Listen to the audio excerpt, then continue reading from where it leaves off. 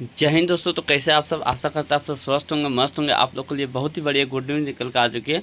आप लोग को पता ही हो कि अग्निवीर को लिए कोई भी युवा अग्निवीर को पसंद नहीं करते थे। हर लोग चाहते थे कि अग्निवीर की जो स्कीम है इसको बदल दी जाए। और इलेक्शन के बाद जिस रफ्तार में गवर्नमेंट ने काम किया है अग्निवीर स्कीम को, अभी फ़िलहाल एक नोटिस जारी हो रहा है जो अग्निवीर स्कीम है उसको बदलने की इस पर एक राय चल रही है। पर जो नोटिस निकल गया बहुत तेज़ी से नोटिस वायरल हो रहा है, लेकिन अभी तक किसी को ये पता नहीं है कि नोटिस ऑफिशियल है या नहीं है। पर यहाँ तो ऑफिशियल नोटिस नहीं है, क्योंकि गवर्नमेंट साइट जो होती है इंडियन आर्मी की, उसमें हर चीज़ अपडेट होता है। तो वहाँ पर अभी कुछ ऐसा अपडेट नहीं मिला है। फिर भी इस नोटिस के जरिए सबको अभी तक पता चला है कि अग्निवीर में जो चेंजिंग हुई है। अब क्या चेंजिंग हुई है उसके बारे में बताऊँगा, तो वीडियो में बने रहे और अंत तक जरूर देखें।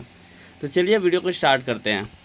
तो आप लोग देख सकते हैं रीलॉन्च अग्निपथ। अग्निपथ जो योजना है इसको फिर से लॉन्च किया गया, जिसमें बोला गया है for demand of change in Agnipath scheme that now Agnipath scheme change to Sainik सम्मान स्कीम आफ्टर रिव्यू। मतलब जो अग्निपथ जो स्कीम है उसको बदलकर सैनिक सम्मान स्कीम किया जाने वाला है। ये अभी तक किया नहीं गया, मतलब जाने वाला है। ये प्रस्ताव यहाँ एक नोटिस के तौर पर जारी हुआ है प्रस्ताव, ठीक है। यहाँ पर उसके बाद बोला गया है चेंज आर डिक्लेयर बिलो। क्या किया गया है, जो पहले 25% था परमानेंट, अब उसको 60% बढ़ाकर कर दिया गया है। उसके बाद देखिए टेक्निकल पोस्ट परमानेंट, यानी कि पहले जो होता है नर्सिंग असिस्टेंट का जो भर्ती होती थी वही सिर्फ परमानेंट होती थी। अब इंडियन आर्मी के तहत जितने भी टेक्निकल पोस्ट होंगे वह सभी को परमानेंट कर दिया जाएगा।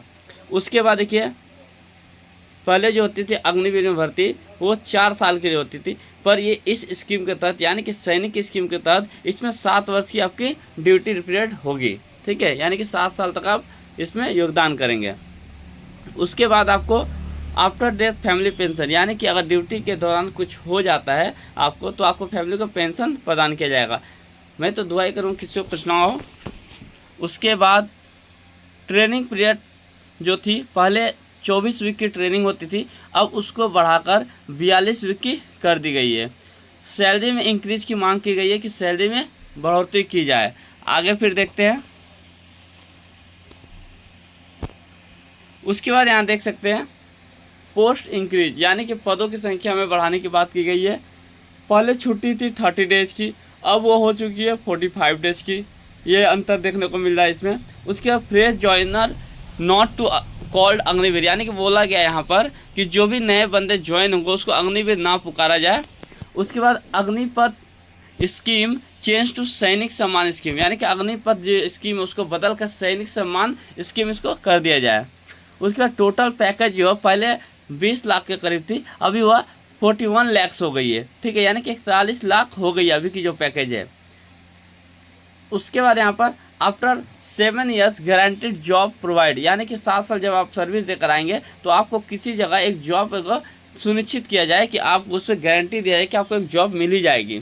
उसके बाद बोला है ऑल सेंट्रल वैकेंसी 50% रिलैक्सेशन, यानी कि 15% आपको किसी भी गवर्नमेंट जॉब में सेंट्रल में आपको 15% की छूट मिलेगी। अब ये यहाँ पर मुद्दा आ जा रहा है कि जब 7 साल सर्विस देंगे बच्चे, जब 7 साल सर्विस दे के आएंगे तो क्या उनकी उम्र रहेगी। तो देखिए इस पर तो देखिए कोई भी वैकेंसी निकल कर आती है जो सर्विस करके आते हैं बंदे, या सर्विस में 3 साल या पैरामिलिट्री के लिए, जैसे अभी एक फॉर्म निकल कर आई है, ठीक है, CAPF की। तो देखिए उसमें जो सर्विस में है उनके लिए एज में छूट दी गई है। तो हो सकता है यहाँ पर एज में छूट दिया जा सकता है, ऐसा कुछ हो सकता है, क्योंकि उस समय तो एज सबकी ख़त्म हो चुकी होगी, तो ऐसा कुछ चेंजिंग हो सकता है। उसके बाद बोला in case of death soldiers gets all reputation of a warriors, यानी कि यहाँ बोला कि जो भी सोल्जर्स की डेथ होती है उनको एक योद्धा के रूप में उनको स्थान दिया जाए। उसके बाद आगे बढ़ते हैं। उसके बाद देखिए Agnipath scheme type of difference. उसके बाद सैनिक स्कीम, ठीक है, क्या अंतर रहा है। पहले 4 साल का था, अब 7 साल होने वाला है। पहले 22 लाख था टोटल इनकम, अब ये 41 लाख हो गया है, ठीक है। पहले 50 लाख का पैकेज था, अब आफ्टर डेट यहाँ पर 75 लाख हो गया। उसके बाद ये पता नहीं क्या है 2 ईयर्स, ये पता नहीं।